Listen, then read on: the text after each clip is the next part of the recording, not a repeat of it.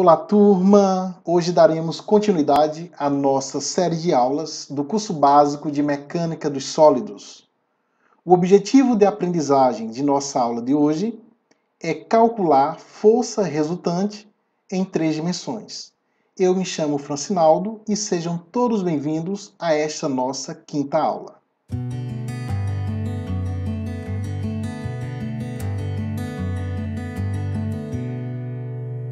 Nesta nossa aula 5, temos como objetivo de aprendizagem calcular a força resultante em 3 dimensões. Para isso, vamos iniciar resolvendo um problema que encontra-se no livro Mecânica Vetorial para Engenheiros.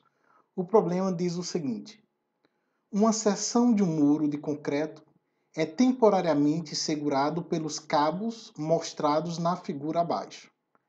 Sabendo que a tração é 3.780 newtons no cabo AB e 5.400 newtons no cabo AC, determina a intensidade e a direção da resultante das forças exercidas pelos cabos AB e AC na estaca A. O objetivo neste problema é calcularmos a intensidade e a direção da força resultante exercida nesta estaca A. A partir do vetor resultante e de sua intensidade, é possível calcularmos a direção desta força resultante, isto é, o ângulo que a força faz com o eixo X, o ângulo que esta resultante faz com o eixo Y e o ângulo que a resultante faz com o eixo Z. São chamados ângulos diretores. Para iniciarmos a resolução deste problema, temos que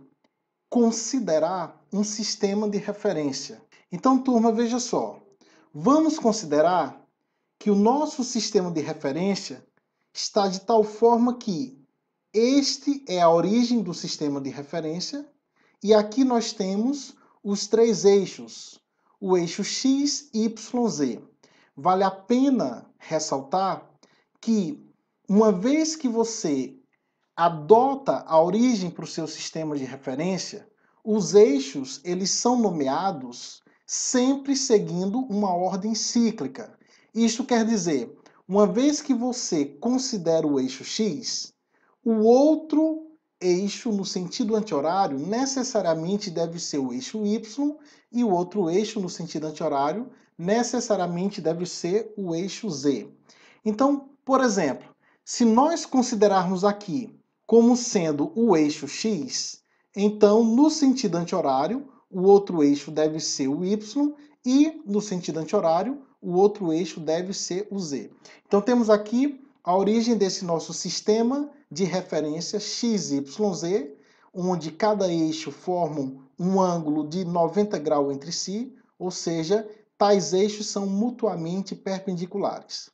Uma vez adotado o sistema de referência, vamos começar a resolver o que é pedido no problema. O problema afirma que nesta estaca A existem 2 forças aplicadas. Forças essas que têm origem através desses cabos. O cabo que vai do ponto A até o ponto C. Então nós podemos aqui considerar a presença de uma força de tração que nós podemos simplesmente chamar de TAC. E ainda temos aqui, aplicado nesta estaca no ponto A, nós temos aqui a força de tração presente neste outro cabo, que vai do ponto A até o ponto B, que nós podemos chamar simplesmente de tração T de AB. A tração T de AC, se você olhar com bastante cuidado, ela é aplicada no ponto A, o que está sendo representado aqui por este primeiro subíndice, e está direcionada ao ponto C, o que está sendo representado aqui pelo segundo subíndice. Isso é extremamente importante no momento que nós formos decompor esta força em 3 dimensões. O objetivo, a princípio, é calcularmos a intensidade da força resultante. Porém, para encontrarmos esta força resultante, devemos, antes de tudo, decompor a tração TAC Em seguida, devemos decompor a tração TAB em termos de IJK, para depois nós somarmos vetorialmente estas duas forças. Então, decompor um vetor em 3 dimensões simplesmente consiste em você pegar a intensidade, o módulo desse vetor, e multiplicar por um vetor unitário em 3 dimensões que nós chamamos de lambda. Lembre-se que este vetor unitário, ele necessariamente deve estar na mesma direção da força que estamos decompondo. Então, lambda na direção AC. Então, pega aqui ó, o valor da intensidade, 5.400 newtons, e multiplica pelo vetor unitário na direção AC. Professor, como eu escrevo este vetor unitário na direção AC? É simples. Basta você criar um vetor a partir das coordenadas do ponto A e do ponto C. Você cria um vetor a partir daquelas coordenadas, naquela direção. Então, cria o vetor AC e em seguida divide pelo seu módulo. Isso nada mais é que a definição de vetor unitário. É o vetor dividido pelo seu próprio módulo. Agora, como escrever este vetor AC? Então, para nós escrevermos aqui o vetor AC, nós precisamos, antes de mais nada, encontrar as coordenadas do ponto A e do ponto C. Então, olhando para a figura, percebe-se claramente que o ponto A encontra-se nessa região aqui, ó. Se você olhar com bastante cuidado, o ponto A está entre o eixo Y e entre o eixo X negativo. Então percebe-se que o ponto A encontra-se no plano formado pelo eixo Y com o eixo menos X. Consequentemente, a coordenada Z deste ponto A vale zero. Então, ó, as coordenadas do ponto A nada mais são que coordenada X é a distância que o ponto A está da origem do eixo X, que vale 3,3 metros. Só que como o ponto A está sobre o eixo X negativo, logo, o valor desta coordenada ela será negativa, menos 3,3 metros. Muito bem. Já a coordenada y do ponto A nada mais é que a distância que o ponto A está, ou seja, você pode pensar em termos de projeção. Projeta o ponto A sobre o eixo Y. Então, a coordenada y é a distância dessa projeção do ponto A sobre o eixo Y até a origem do eixo Y. E essa distância aqui vale 4,8 metros positivo, pois está sobre o eixo Y positivo. 4,8 metros. Enquanto que a coordenada Z, se você olhar para o eixo Z, é como se fosse o eixo da altura. Consequentemente, o ponto A está no plano Y com menos X. Logo, a altura vale zero, a coordenada Z vale zero. Então, encontrado as coordenadas do ponto A, onde a coordenada X é menos 3,3, a coordenada Y é 4,8 e a coordenada Z é zero. Vamos agora encontrar as coordenadas para o ponto C.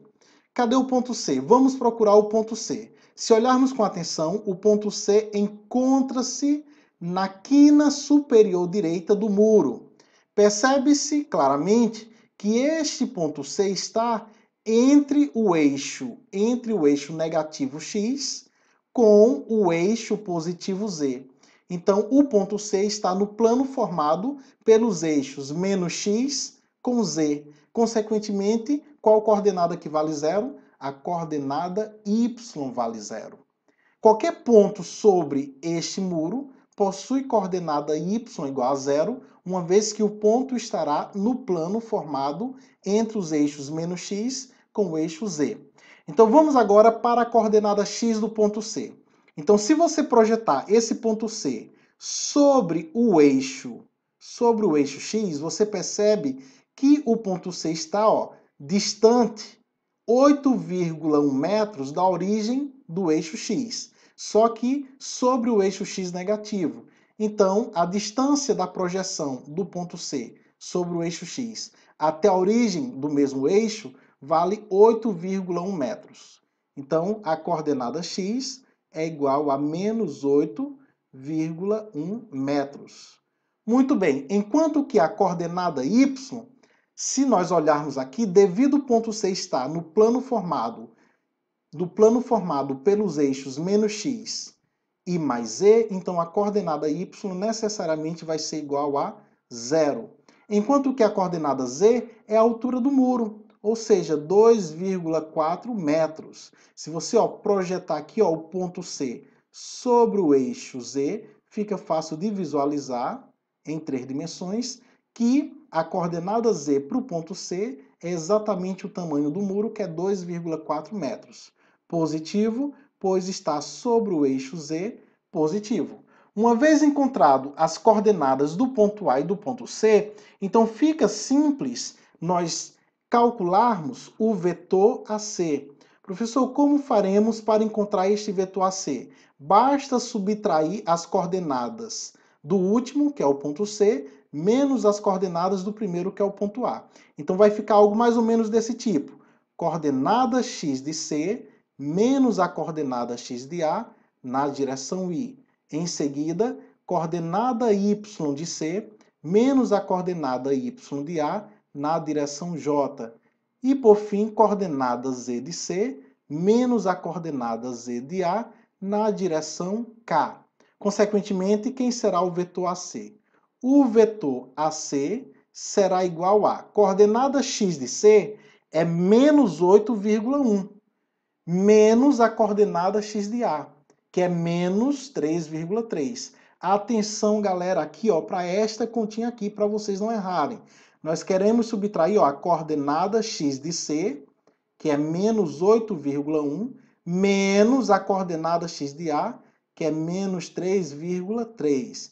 Então, este menos com este menos vai dar igual a mais. Consequentemente, aqui nós teremos o seguinte resultado: menos 4,8. Menos 4,8. Então, temos aqui x de C menos x de A é igual a menos 4,8 na direção Y. Utilizando o mesmo raciocínio, coordenada y de C, que é 0, menos y de A, que é 4,8. Isso vai dar igual a menos 4,8 na direção J.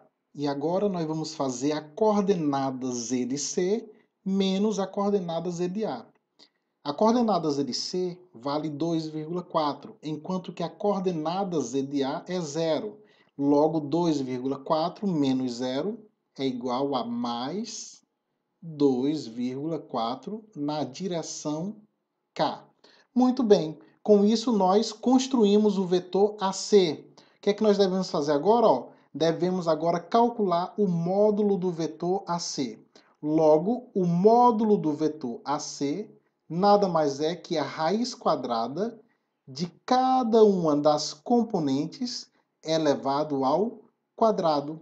Então, vai ficar raiz quadrada de menos 4,8 ao quadrado, mais menos 4,8 ao quadrado, que é a componente y, mais a componente z ao quadrado, que é 2,4 ao quadrado. Então, mais 2,4 ao quadrado. Ao resolver isso daqui na calculadora, logo nós vamos obter o seguinte resultado. Módulo de AC é igual a 7,2 metros, uma vez que a distância entre dois pontos nós estamos calculando na unidade de medida metro. Muito bem, então temos aqui o módulo de AC, temos aqui o vetor AC, logo basta substituir na nossa expressão da decomposição de T de AC.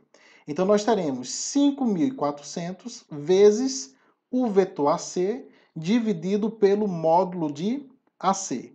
Vetor T de AC é igual à intensidade T de AC, que é 5.400, que multiplica pelo vetor AC obtido. O vetor AC obtido foi menos vetor AC obtido menos 4,8 na direção Y, menos 4,8 na direção Y, menos 4,8 na direção J e mais 2,4 na direção K.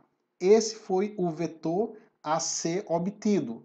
Tudo isso dividido pelo módulo do vetor AC. O módulo do vetor AC nada mais é que 7,2.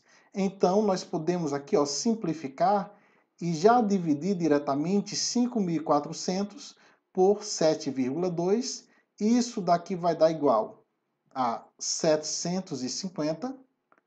Agora, pega esse 750 e distribui. Multiplica por menos 4,8, em seguida por menos 4,8 e depois por 2,4. Então, o vetor T de AC será dado da seguinte forma. Fazendo esses cálculos na calculadora científica, obtemos menos 3.600 na direção I, menos 3.600 na direção J, mais 1.800 na direção K. Então, este é o vetor tração T de AC, feito a decomposição. Muito bem, turma. Agora devemos proceder da mesma forma para decompormos o vetor T de AB. Então, vamos agora decompor o vetor T de AB, utilizando o mesmo raciocínio.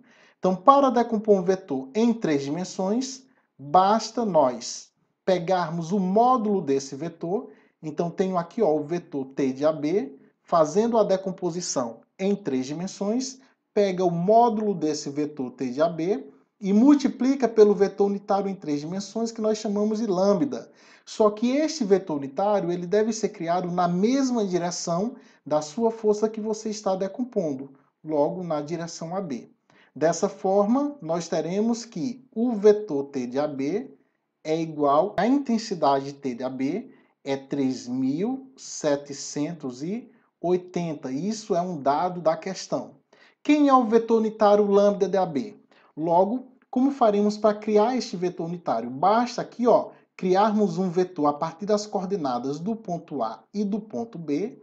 Uma vez criado este vetor AB, você divide pelo seu próprio módulo. Isso nada mais é que a própria definição de vetor unitário. Ora, como faremos para escrever este vetor AB? Basta você encontrar as coordenadas do ponto A e as coordenadas do ponto B. Essas são as coordenadas x, y, z para o ponto A que já foram obtidas anteriormente. Vamos agora encontrar as coordenadas para o ponto B. Olhando para a figura, o ponto B encontra-se exatamente nesta quina superior do muro, do lado esquerdo. Ora, então, se a gente olhar com bastante atenção, o ponto B encontra-se sobre o eixo Z. Logo, um ponto sobre o eixo só vai ter coordenadas naquele eixo. Isso quer dizer que a coordenada x do ponto B é 0 e a coordenada y do ponto B vale 0. Enquanto que a coordenada z nada mais é que a altura do muro, ou seja, 2,4 metros. Então, coordenadas do ponto B valem 0, coordenada x igual a 0, coordenada y igual a 0, enquanto que a coordenada z é a altura do muro, 2,4 metros. Dessa forma, turma, escrevemos aqui o vetor AB. Quem será o vetor AB? Basta subtrair as coordenadas de B do último menos as coordenadas de A do primeiro. Então, vamos fazer coordenada x de B menos a coordenada x de A. Lembre-se que tem o menos aqui da operação com o menos da coordenada. Então, isso vai ficar 3,3 na direção I. Agora, vamos fazer coordenada y do ponto B menos a coordenada y do ponto A. Então, vai ficar 0 menos 4,8. Isso é igual a menos 4,8 na direção J. E, por fim, coordenada z do ponto B menos z do ponto A. 2,4 menos 0 é igual a mais 2,4 na direção K. Perfeito. Precisamos agora calcular o módulo de AB. O módulo de qualquer vetor, seja ele em 2 ou 3 dimensões, é encontrado da seguinte maneira: basta extrair a raiz quadrada de cada uma das componentes elevado ao quadrado. Então teremos aqui, ó, a raiz quadrada da componente x ao quadrado mais a componente y elevado ao quadrado mais a componente z elevado ao quadrado. E dessa forma, resolvendo aqui na calculadora científica, obtemos o valor 6,3 metros. Então, 6,3 metros nada mais é que o módulo do vetor AB. Por que metros, professor? Pois esta distância, este comprimento aqui, ó, AB, como eu já falei, é a distância do ponto A até o ponto B. Então, mede-se esta distância na unidade metros. Então, muito bem, vamos agora substituir esses dois valores, o vetor AB e o módulo de AB, na nossa equação. O vetor T de AB será dado da seguinte forma: vetor T de AB é igual ao módulo, que é 3.780, vezes o vetor obtido, que é o vetor AB, que é 3,3 na direção I, menos 4,8 na direção J, mais 2,4 na direção K. Tudo isso dividido pelo módulo, o módulo desse vetor AB que nós obtivemos, que é 6,3 metros. Ó, podemos aqui simplificar e dividir logo de antemão o 3.780 por 6,3. Isso daqui vai dar um valor igual a 600. Agora vamos distribuir esses 600 para a componente x, para a componente y e para a componente z. Então, o vetor T de AB é igual a 600 vezes 3,3, isso vai dar 1.980 na direção I. Agora multiplica 600 vezes menos 4,8, isso vai dar igual a menos 2.880 na direção J. E por fim, 600 vezes 2,4, isso vai dar mais 1.440 na direção K. Muito bem, dessa forma nós decompomos o vetor T de AB. E agora, professor, agora nós faremos o seguinte: a questão pede para calcularmos o módulo da força resultante. Lembre-se que a força resultante nada mais é que a soma de todas as forças. Então, dessa forma, você vai somar todas as forças na direção x, cujo vetor unitário característico é o i, e em seguida somar todas as forças na direção y, cujo vetor unitário característico é o j, e depois somar todas as forças na direção z, cujo vetor unitário característico é o k. Dessa forma, fica simples. Para cada uma das forças a qual fizemos a decomposição, nós vamos somar todas as componentes x, depois todas as componentes y e depois todas as componentes z. Então vamos lá, somatório das forças na direção x. Para a primeira força, a componente x é menos 3.600, ou seja, para a força T de AC, componente x menos 3.600. Então vai ficar menos 3.600. Agora nós vamos somar com a componente x da segunda força, que é 1.980, mais 1.980. Tudo isso na direção I. Agora vamos fazer o somatório das forças na direção y. Para a primeira força, que é a força T de AC, a componente y é menos 3.600, enquanto que a segunda força, que é o T de AB, a componente y é menos 2.880. Então vai ficar menos 3.600 com menos 2.880, tudo isso na direção J. Por fim, vamos pegar aqui, ó, a componente Z da primeira força, T de AC, mais a componente Z da segunda força, T de AB. Então vai ficar mais 1.800 somado 1.800 somado com 1.440. 1.440. Tudo isso na direção K. Então, resolvendo isso daqui, turma, nós teremos o seguinte resultado. Menos 3.600 com mais 1.980, isso vai dar igual a menos 1.620 na direção I.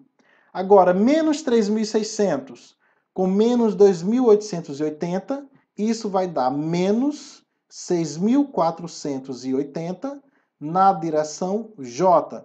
E, por fim, mais 1.800 com mais 1.440, isso vai dar mais 3.240 na direção K. Então, dessa forma, nós encontramos aqui, ó, o vetor resultante. Professor, já finalizamos a questão? Ainda não, turma. A questão ele pede duas coisas. Ele pede a intensidade da força resultante e pede os ângulos diretores, que vai caracterizar a direção desta força resultante. Dessa forma, a intensidade da força resultante é dado da seguinte maneira: raiz quadrada de cada uma das componentes elevado ao quadrado. Uma vez obtido aqui a força resultante, então basta extrair a raiz quadrada das componentes, cada uma delas elevado ao quadrado. Então teremos aqui, ó, raiz quadrada de menos 1.620, que é a componente x elevado ao quadrado, mais menos 6.480, que é a componente y elevado ao quadrado, mais 3.240, que é a componente z elevado ao quadrado. Calculando isto, nós obtemos o seguinte resultado, que a intensidade ou módulo da força resultante nada mais é que 7.423, considerando aqui até a quarta casa decimal, nós teremos aqui, ó, 77,26. Então, fizemos aqui uma aproximação por truncamento na quarta casa decimal. Como calculamos a intensidade de uma força, a unidade de medidas é o newtons. Então, turma, finalizada a primeira parte da questão, que era calcular o módulo ou a intensidade da força resultante.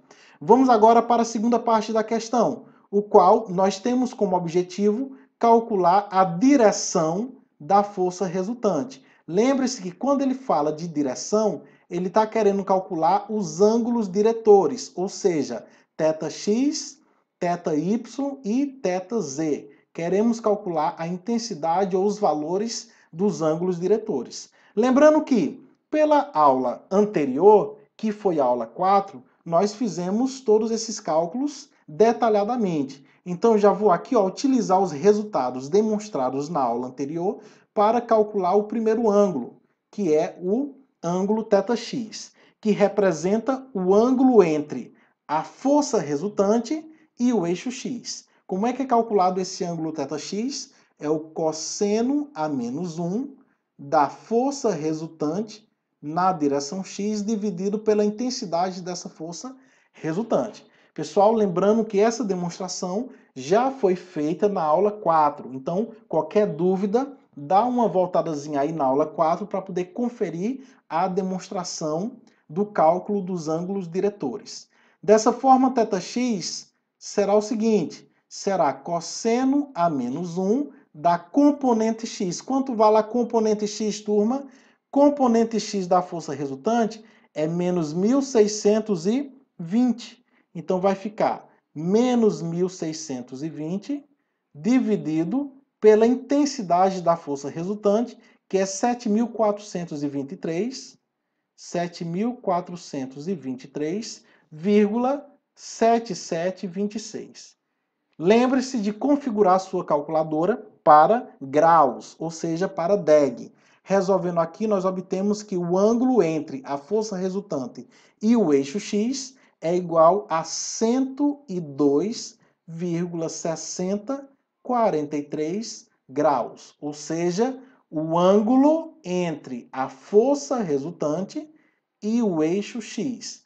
De maneira análoga, de forma análoga, calcula-se também os outros ângulos diretores, θy, que é definido como cosseno a menos 1 da componente y dividido pela intensidade da força. Logo, θy é igual a cosseno a menos 1. Quanto vale a componente y da nossa força resultante? Componente y é menos 6.480. Então, fica menos cosseno a menos 1 de menos 6.480 dividido pela intensidade da força resultante que foi obtido aqui, ó, 7.423,7726. 7.423,7726. Resolvendo isso daqui, ó, obtemos que o ângulo θy, que é o ângulo entre a força e o eixo y, é igual a 150,7940 graus. Muito bem, calculado o ângulo θy. De forma análoga, quem será o ângulo θz? É o cosseno a menos 1 da componente z da força resultante dividido pela intensidade da força resultante. Logo, o θz é o cosseno a menos 1. Quanto vale a componente z? Se voltar lá na sua força resultante, percebemos que a componente z é 3.240. Então, componente z, 3.240, dividido pela intensidade da força resultante, que é 7.423,7726. 7.423,7726. Obtemos como resultado para θz, que é o ângulo entre a força resultante e o eixo z, o valor 64,1233 graus. Com isso, turma, nós finalizamos o nosso problema, que teve como objetivo calcular a intensidade da força resultante, e isso nós calculamos, e calcular também os ângulos diretores que vão caracterizar a direção desta força resultante. Isso também nós acabamos de calcular. Dessa forma, finalizado o nosso problema. A nossa aula de hoje teve como objetivo de aprendizagem calcular a força resultante em 3 dimensões. Quero agradecer imensamente a atenção de vocês, pedir que não se esqueçam de se inscrever no canal, ativar o sininho de notificações para terem acesso aos demais vídeos da série. Foi um imenso prazer estar aqui com vocês. Um forte abraço a todos e até a nossa próxima aula.